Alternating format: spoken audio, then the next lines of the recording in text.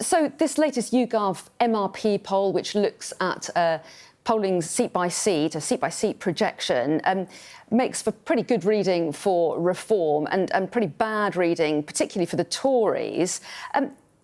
What do you make of that? And is this one of the reasons that you chose to leave the Tories for Reform, because they are polling well?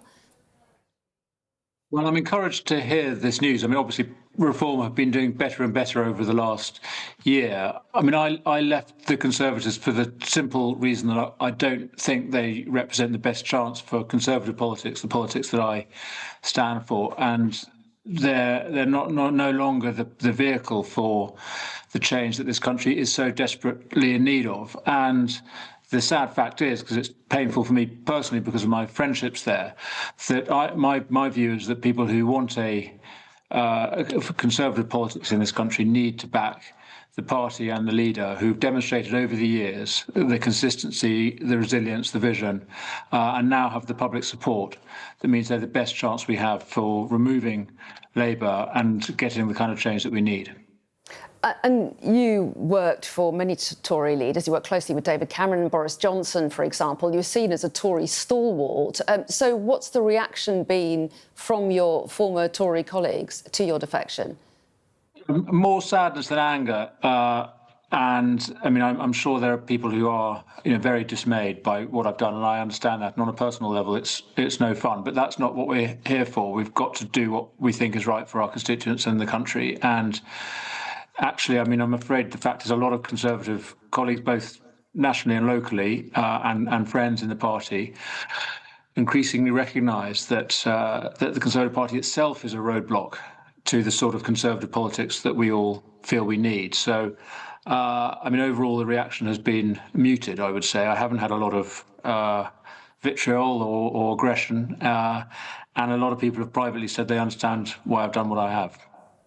If there is that level of understanding and you have such faith in your new party, why are you not holding a by-election in your constituency? There's now an online petition of more than 3,000 calling for that. Do you not owe it to your constituents? The way it works is you're elected for a term, you're elected to use your own judgment, and if your constituents don't approve of what you've done, they'll say so at the next election. I think there is a case for a by-election if you're swapping sides in the House of Commons, if you're leaving the government to support the opposition or vice versa. What I'm simply doing there is literally moving a few seats along on the opposition benches. I'm going to do exactly the same job that I've been doing hitherto, which is opposing the Labour government, speaking up for Conservative principles, representing my constituents in exactly the same way as I did before. So I'm continuing to do the job I was elected to do. I'm just doing it under a different party label. If that petition grows, though, will you stand by that? Is there any scenario that you can see yourself calling a by-election? No, I'm afraid not. I mean, I'm afraid 3,000 people. I mean, I doubt many of them were Conservative voters in the first place. We have a constituency of 80,000, and I'm going to carry on doing the job I was elected to do on their behalf, rather than putting them all through a by-election. Going back to the polling, it suggests that if there was a general election now, Reform would be the largest party but would not win a majority. If that did turn out to be the scenario after a general election, would Reform consider a coalition? Do you think it should? Way too early to make accurate predictions. I mean, I welcome this poll, and I appreciate that it arrives at a certain number. I don't think anyone believes that is likely to be the exact number that we're looking at after the next election. And the progress that Reform is making since the last one of these polls, when we were on, I think, 300 or so, indicates that we are on course to, if we continue to make this sort of progress, to have an overall majority. And that's what obviously the party is aiming for. I really hope that happens. And the good thing about our system generally, first past the post, is that it does tend to produce one party government that has a mandate and a majority to deliver. And I think our experience of hung parliaments and coalitions is not necessarily a very happy one. So my hope is that people who want to change this country, who want right of centre politics, will recognise there's only one party that can really deliver that. And sad as it is for me to say this, a vote for Conservatives will end up splitting the vote and harming the prospects of getting the sort of change that we need. What do you think needs to be done to win a majority? Do you not need to win over more centrist voters to achieve that kind of aim? And Is the rhetoric coming from Reform, particularly any that emulates or praises Donald Trump, likely to put off more moderate voters that you perhaps need? Listen, I don't think there are many votes in what you call the centre anymore. I mean, because of the state our country's in, people are looking for more radical changes. So, steady as she goes politics isn't going to attract much support. But I do agree with you that we need to be decent and moderate in our tone. And I actually think Nigel Farage is that.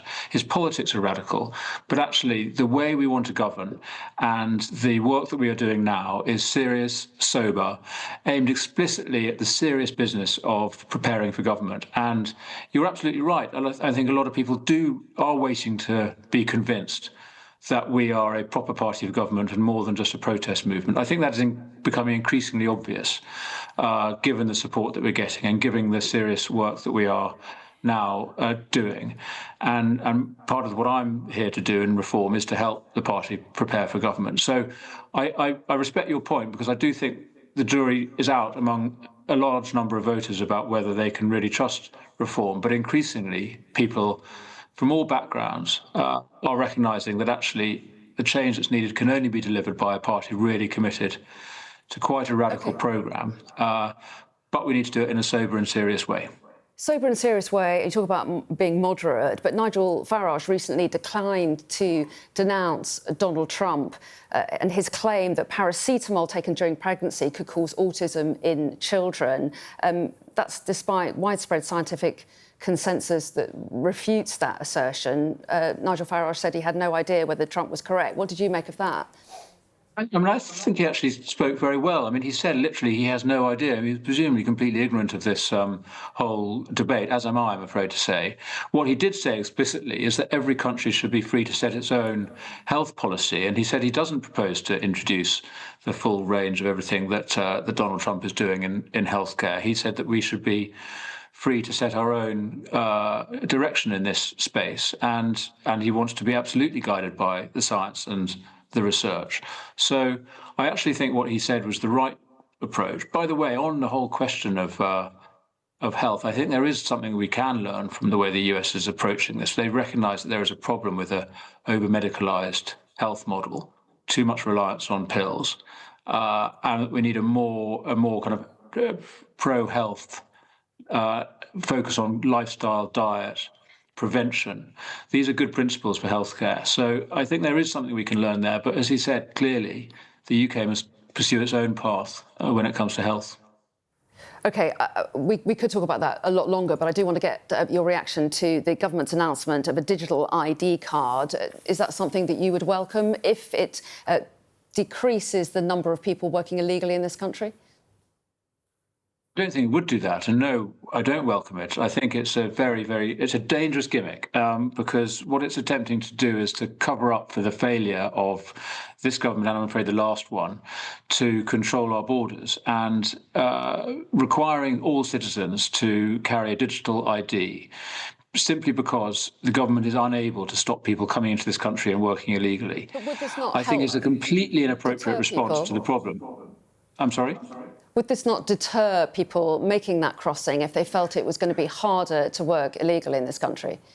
It wouldn't be. I mean, they're already required to demonstrate their right to work in order to get a job. Employers are already expected to demand that evidence, and that evidence exists. We all have proof of our eligibility to work. The whole point is we're talking about people who come here illegally, and we're talking about employers who are prepared to employ illegal workers. The emphasis needs to be on stopping people coming to this country illegally by deterring them with an absolute rule that if you arrive in this country illegally, you will be detained and removed, and enforcing the law as it currently stands on all these illegal employers who plague our high streets and our towns. So I really strongly object to the suggestion that ordinary law-abiding citizens should be forced to have a digital ID, which, as the government has already started saying, even before this plan has been introduced, that the scope of digital ID could be expanded beyond eligibility to work. It could extend into all sorts of other areas, simply in the cause of sort of government efficiency at the expense of personal liberty, and as a distraction from the real work that government should be doing, which is to control our borders and to enforce the law. Well, Danny Kruger, we are out of time, but we appreciate you joining us this morning. Thank you. Thank you.